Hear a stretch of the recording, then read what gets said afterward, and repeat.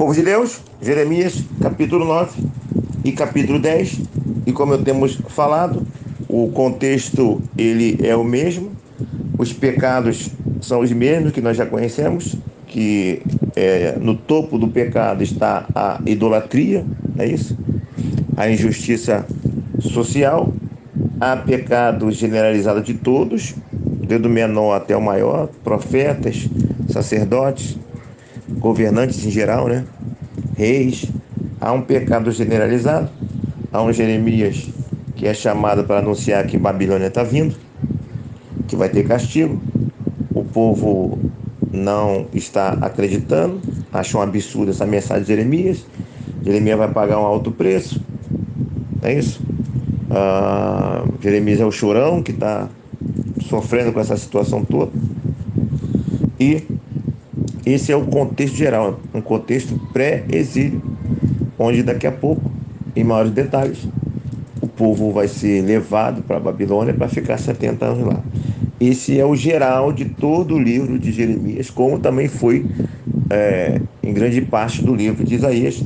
E vamos procurar pegar aqui alguns detalhes, trazer à memória alguns pontos que, apesar de serem repetitivos, trazem alguma novidade, algo novo, importante nós relembrarmos, ok? O versículo primeiro mostra aí o porquê que Jeremias é chamado, um dos versículos que mostra que Jeremias é chamado de profeta chorão, né? Ele faz uma comparação aí com uma caixa d'água, né? Que os olhos dele fossem como águas, é isso, lágrimas, fonte de lágrimas. Então o versículo primeiro é um dos motivos que ele é chorão. Então ele mesmo faz essa comparação de abundância de choro, né? Que a situação para ele é muito angustiante. Versículo 2: provera a Deus eu estivesse no deserto uma estalagem de caminhantes, então deixarei o meu povo, me apartaria dele. Então Jeremias tem aquele sentimento: se eu pudesse me afastar dessa situação, eu me afastaria, está longe disso. Interessante esse sentimento de estar longe, sabe? Ver uma situação, se eu pudesse estar longe desse negócio aqui, eu estaria. Isso é muito interessante, porque um cristão, um profeta, uma profetisa do Senhor, um homem ou uma mulher de Deus, ele não vai ficar acomodado com situações de pecado. Ele vai se incomodar. É estranho quando um servo do Senhor está em um ambiente, em uma situação, seja ele vendo na televisão, ouvindo, ou estando presente no trabalho, ou em um grupo de amigos, seja em qualquer situação, onde ele vê contexto de pecado, onde ele vê coisa errada e ele não se incomoda. Isso é, isso é altamente preocupante e isso acontece muito. É o que eu sempre falo, né, nas minhas comparações. Se você entra no banheiro sujo e aquele banheiro sujo, fedorento, não te incomoda mais, é porque você já se acostumou com aquela sujeira. Se o cheiro de drogas não te incomoda, é porque aquilo já faz parte da sua realidade. Então Jeremias aqui, ele está numa angústia, ele desejava se afastar. Como está você, meu irmão? Como está você, minha irmã? Como é o teu comportamento natural diante daquilo que você vê, diante daquilo que você ouve, diante daquilo que você presencia, que é contrário à palavra do Senhor? Você se incomoda ou você está acomodado? Isso é uma palavra interessante que precisamos pensar. Versículo 4: guardai-vos cada um do seu amigo e de irmãos, nenhum de vós fieis, nenhum vos fieis, porque todo irmão não faz mais do que enganar. Então, no pecado generalizado, não dava nem para confiar mais nem nos próprios irmãos, né? E quando eu falo irmão aqui, eu imagino que aquele irmão até mais próximo, porque ali eles estavam vivendo em um contexto teocrático e todo mundo era povo de Deus. Então, se ele está falando irmão aqui, está falando daquele irmão realmente sanguíneo, aquela pessoa, irmão, até no sentido de maior proximidade. E ouvindo a narrativa de Cid Moreira no canal, no YouTube, o Cid, a Bíblia na linguagem de hoje acrescenta que Jacó faz uma menção a Jacó, porque não confieis de vossos irmãos, né? né? Então é interessante como às vezes o Jacó, apesar de ter muitas menções positivas, né? Afinal de contas, esse é o povo de Jacó, é o Deus de Abraão, Isaac e Jacó. Ele tem referências positivas, mas ele tem uma marca que ele levou na vida dele todinha enquanto vivo, e depois de morto ainda prosseguiu essa marca, a marca do enganador, do usurpador, daquele que engana o seu irmão. Impressionante isso. Meus irmãos, nós sempre iremos deixar um legado, nós sempre iremos deixar marcas, e, deve haver um esforço nosso para que as marcas positivas sejam muito mais abundantes do que nossas marcas negativas.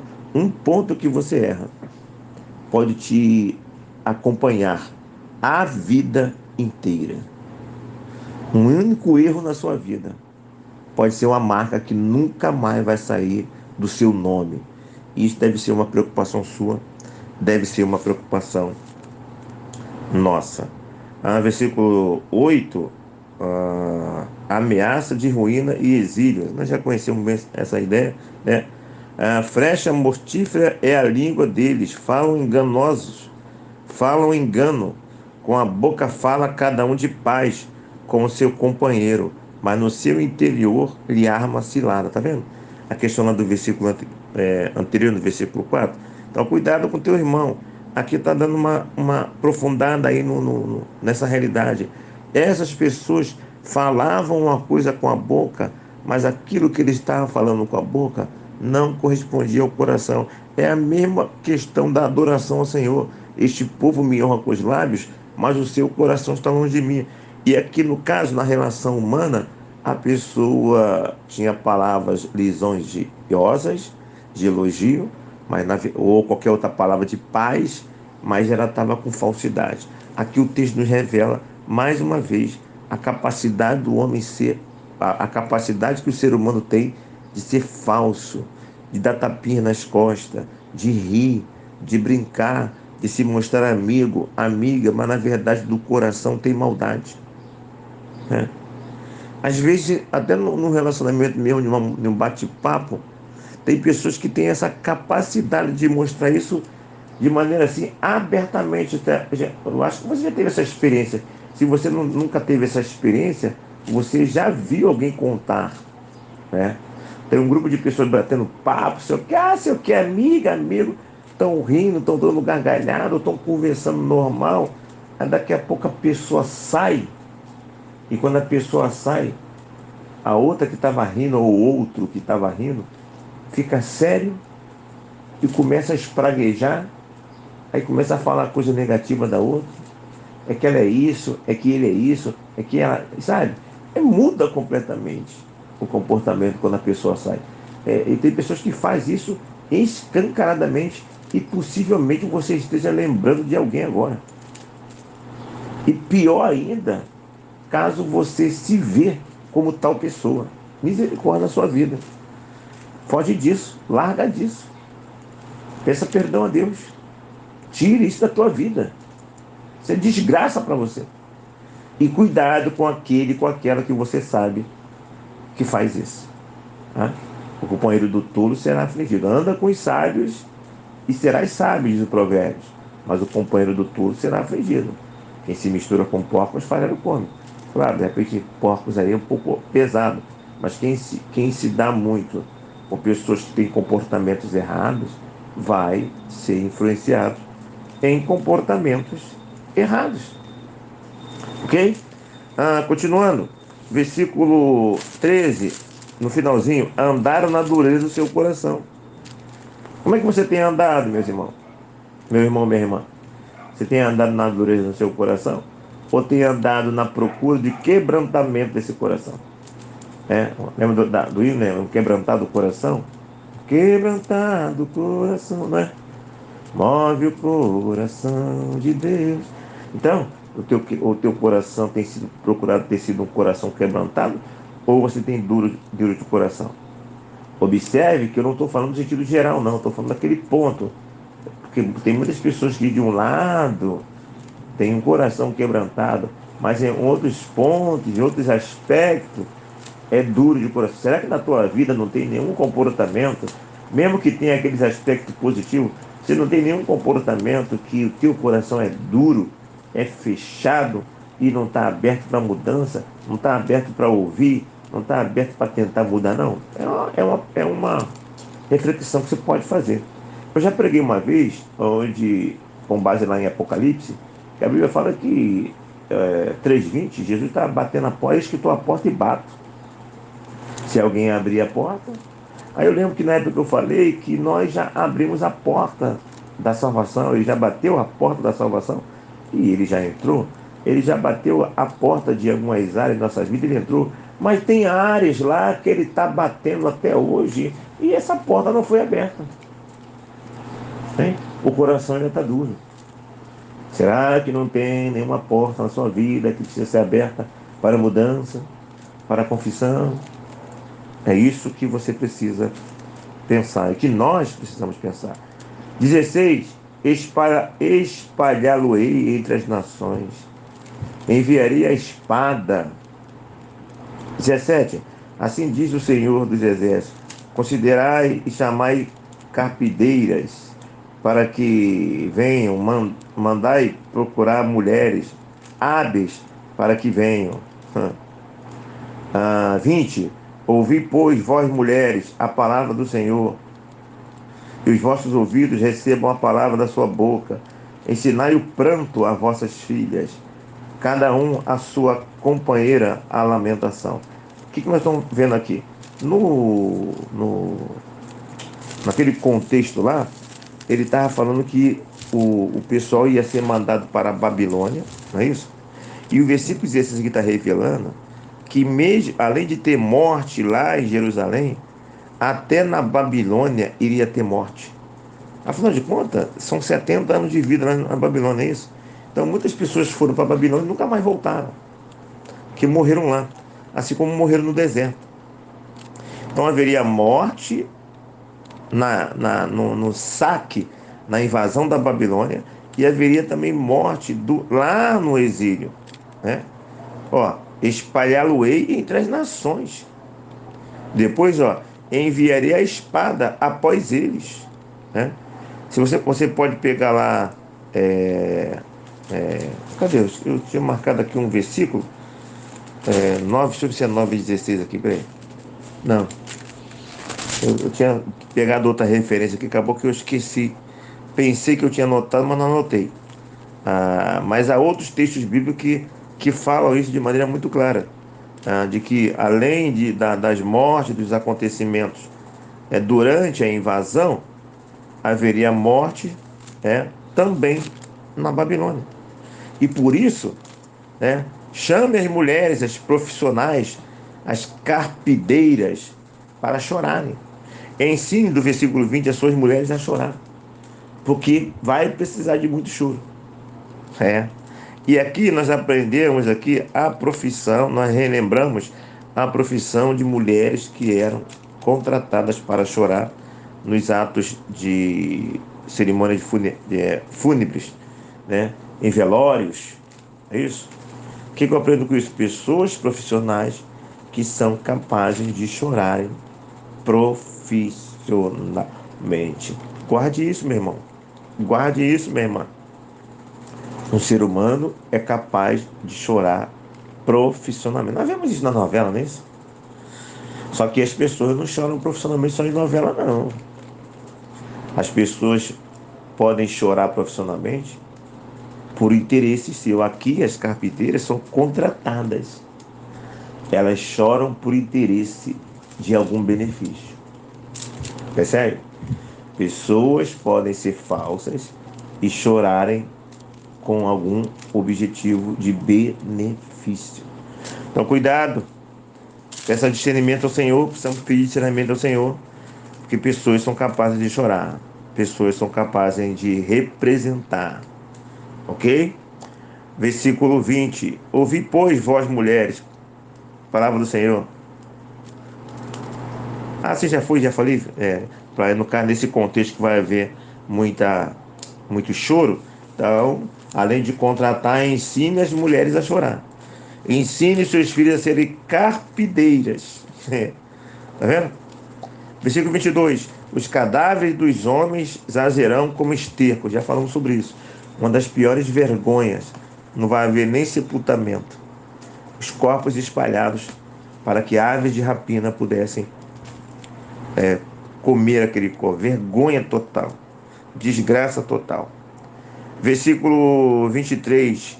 Assim diz o Senhor: não te glorie no sábio, na sua sabedoria, nem o forte na sua força, nem o rico na sua riqueza. Interessante. A tua glória não é na tua sabedoria. A tua glória não é na sua riqueza. A sua glória, versículo 24, é no teu Senhor. É em conhecer o teu Senhor que faz misericórdia. Né? Lembrei daquela canção e devemos até falar sobre isso, até pregar sobre isso. Né? Te conhecer e prosseguir em te conhecer. Esse é o alvo da minha vida, Senhor. Essa é uma canção. Interessante isso aqui, né? A tua glória. Que glória você tem buscado, meu irmão, minha irmã? Que glória nós temos buscado. Os benefícios, o que tem nos inspirado. Né? O texto está dizendo aqui, ó, ei, a tua glória, teu benefício está em conhecer o teu Senhor. Não está na riqueza a tua glória. Não está na sabedoria a tua glória. A tua maior glória em você gloriar-se, em você buscar, é conhecer o Senhor. Ah, meu Deus, o quanto nós temos rejeitado essa glória. Quando falamos rejeitado, é no sentido prático. Não adianta você desejar e não praticar. Não é isso? Não adianta a mulher elogiar o amigo como bonito, como sincero, como inteligente, sabe? Aqueles altos elogios, e na hora do convite para o namoro ela não aceitar. Ou então no namoro o rapaz ter grandes elogios e na hora do convite para o casamento não quer aceitar. Então, entendeu? Então o Senhor nos convida a buscar a glória dele, a ter felicidade nele. E não essas coisas. Não que seja pecados. Nós estamos falando aqui sobre prioridades. Falta muito isso em nós. Somente a misericórdia do Senhor para nos mantermos vivos diante dessa realidade. A nossa de rodapé aqui desse versículo: a única realidade verdadeira é entender e conhecer a Deus. Tudo mais é transitório, inclusive sabedoria, força e riqueza. Viu? A única realidade verdadeira é entender e conhecer o Senhor. Te conhecer e prosseguir em te conhecer. É a nossa sugestão de louvor para essa nossa devocional. Então ele continua aqui depois, nos outros versículos, versículo 25. Castigarei a todos os circuncidados, juntamente com os incircuncidados. Então, o povo dele e o povo também lá que vai invadir a Babilônia. Como já aprendemos, Deus vai usar a Babilônia, mas não vai deixar de levar também correção a essa Babilônia. No versículo 26, ele fala sobre a questão dos que cortavam os cabelos no tempo das temporãs. Ou seja, havia ali, eu fiz uma pequena pesquisa, possivelmente esse texto está falando de rituais religiosos que as pessoas faziam nos seus relacionamentos com deuses pagãos, entendeu? Ao Egito e a Judá e a Edom e os filhos de Amon e a Moabe e a todos os que cortam os cabelos nas temporãs e habitam no deserto, porque todas as nações são incircuncisas e toda a casa de Israel incircuncisa de coração. Então ele está falando que vai castigar tanto os circuncisos quanto os incircuncisiosos, né? Circuncidados e os incircuncidados, os incircuncisos, quem praticou a circuncisão e quem não praticou a circuncisão. Então vai castigar todo mundo. E entre esses que praticaram ou não praticaram, estão aqueles, né, do Egito, né, e de Judá, que praticaram ritos religiosos de adoração a outros deuses que não eram ao Senhor. Essa é a ideia do versículo 26. Aí vem o capítulo 10 para encerrarmos, né? Nem vos espantei com os sinais dos céus, porque com eles os gentios se atemorizam. Tá vendo? Sinais dos céus, meus irmãos. Isso é falado um pouco lá também em Isaías, capítulo 47, 13. Tem a questão da natureza, né? A questão dos eclipses, né? Tem os cometas, que naquela época, quando se observava esses fenômenos naturais, ou até outras naturezas do céu, eles acabavam fazendo mistura religiosa para impressionar algo que era natural e algo que na verdade era inventado. Então havia uma mistura total ali e eles usavam tudo isso para enganar as pessoas, sinais do céu. Meu irmão, eu já tenho falado na igreja, falando com o nosso povo, que nos finais do tempo, em Apocalipse, diz que os sinais dos céus serão abalados. Deus vai dar liberdade para que o anticristo, falso profeta, faça os sinais até mesmo nos céus. Quem não tiver preparado vai pagar um alto preço. Então, cuidado com esse negócio de sinais, seja no céu ou na terra. O homem é muito impressionado por sinais. Você não deve viver por sinais. Você deve viver de acordo com a palavra, porque a palavra te orienta e te prepara para não ser engodado por sinais humanos, por milagres. O diabo com certeza tem usado muito milagre, muitos sinais para enganar as pessoas. Cuidado. Versículo 5: os ídolos, não tenhas receio deles, pois não podem fazer mal e não está neles o fazer o bem. Quem faz o mal é principado e potestade, não os ídolos. Aí eu tenho que se preparar contra principados e potestades, porque a imagem e o ídolo não faz nada. Não passam de obras feitas por mãos humanas. Versículo 7: quem não te temeria a ti, ó Rei das Nações? Pois quem te não temeria a ti, ó Rei das Nações? Pois isto é a ti devido. Porquanto entre todos os sábios das nações e em todo o seu reino, ninguém há semelhante a ti. Ó Rei das Nações, quem não te temerá?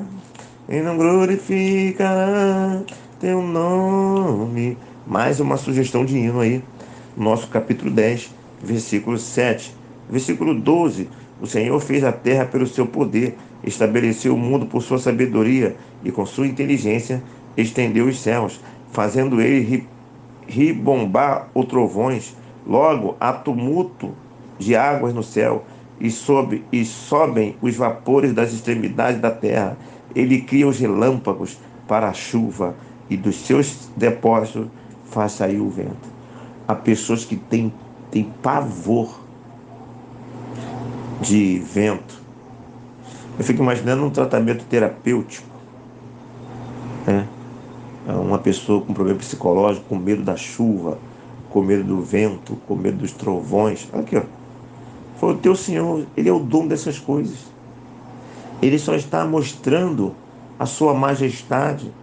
Então, ao invés de você ter medo, por que você não se ajoelha e você ora exaltando a majestade santa?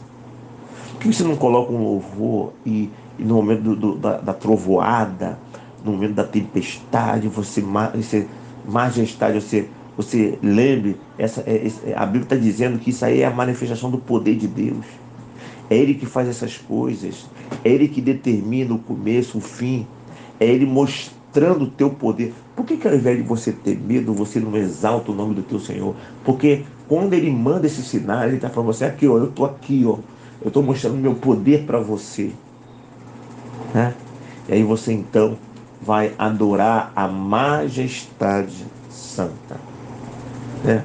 Isso não é algo natural, não. Isso não é algo. Isso é manifestação do poder de Deus. Aleluias. Capítulo 10, 18 e 19. Aqui, no comentário de Champre, o Champre está dizendo que a cidade de Jerusalém ela está sendo personificada como que ela mesma estivesse falando, né?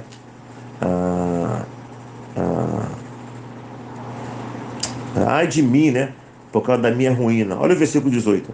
Porque assim diz o Senhor: eis que desta vez arrojarei para fora os moradores da terra e os angustiarei, para que venham a senti-lo. É uma angústia que vem da parte do Senhor. Aí a cidade, simbolicamente, personificada, ela lamenta por ela. Ai de mim por causa de minha ruína, e muito grave é minha ferida. Então eu disse, com efeito, é isto o meu sofrimento, e tenho de suportá-los. Está vendo? A minha tenda foi destruída, todas as cordas se romperam, os meus filhos foram e já não existem.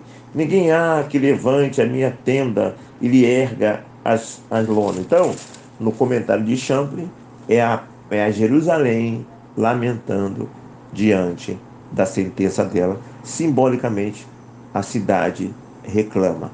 Na Bíblia Plenitude, na sua nota de rodapé, ela já coloca que isso aí é o próprio Jeremias. E os filhos aqui, na verdade, não seria o filho literal, porque Jeremias não teve filho, não é isso? Então seria o próprio Jeremias falando, né? Lamentando esse ai, essa sentença do Senhor. Ok? Ah, versículo 23. Eu sei, ó Senhor, que não cabe ao homem determinar o seu caminho, nem o caminho ou dirigir os seus passos. Castiga-me, Senhor, mas em justa medida. 24. Não na tua ira, para que não me reduzas a nada. 25. Derrama a tua indignação sobre as nações que não te conhecem, e sobre os povos que não invocam o teu nome, porque devorará a Jacó. Porque devoraram a Jacó, devoraram-no, consumiram-no e assolaram a sua morada. Ok? Então aqui o Jeremias, sim, é, ele, ele entende, né, que depois que o homem peca, depois que o homem está em situação de dívida para com o Senhor, já era. Quem vai determinar a sentença, quem vai determinar as consequências é o próprio Senhor. Porque não cabe ao homem determinar o caminho, os acontecimentos, os fatos, determinar o que será feito, é o Senhor. Aí o Jeremias, ele vai orar ao seu Senhor, por favor, nos castigue-me, não na ira, cuidado com a tua ira, Senhor. Porque se eu castigar só na ira, a gente não vai ter mais jeito. Por favor, não faça isso, Senhor. Porque se o Senhor derramar a tua ira sobre nós, não vai reduzir nada. Então ele está assim orando, pedindo a moderação do Senhor. Né? E aí, essa tua ira, a sua indignação, derrama contra as nações inimigas, sobre os povos que fizeram mal a Jacó, ao seu povo Jacó. Essa é a ideia aqui. E eu encerro com a nota aqui da palavra-chave da Bíblia Plenitude, com base aí no versículo 24. Castiga-me. Essa palavra castiga-me é iazar, que lá no hebraico, né, tem a ver com castigar. O iazar pode ser traduzida como castigar, corrigir, instruir, regenerar alguém. Tá vendo? Então esse verbo refere-se à disciplina, né? Refere-se à correção necessária para o exercício moral. Tá vendo? Então Deus vai ter que usar muitas vezes. Se não usar o iazar em nossa vida, já era. Que iazar esteja sobre a minha vida. Que iazar esteja sobre a tua vida, a disciplina. Porque sem disciplina, nós não vamos ir longe. Vamos continuar travados em nossos pecados. Aí a nota aqui continua, a palavra-chave. Moisés disse a Israel, em Deuteronômio 8:5, que como um homem disciplina o seu filho, assim te disciplina o Senhor teu Deus. Né? E continua. Algumas pessoas não podem ser corrigidas apenas através de palavras. Provérbio 29:19. Iazar pode envolver medidas duras como açoite, como mostra 1 Reis, capítulo 12:11. Ou o ensino, o Iazar também, pode envolver o ensino de técnicas através de sua prática, como no caso do diretor musical, que instrui os músicos levitas, como mostra na 1 Crônicas, capítulo 15, 22. Ele continua, anota, de Iazá deriva o substantivo musá, que significa instrução. Interessante, né? Informações interessantes que esperamos até, num momento oportuno, recordarmos em nossos estudos na igreja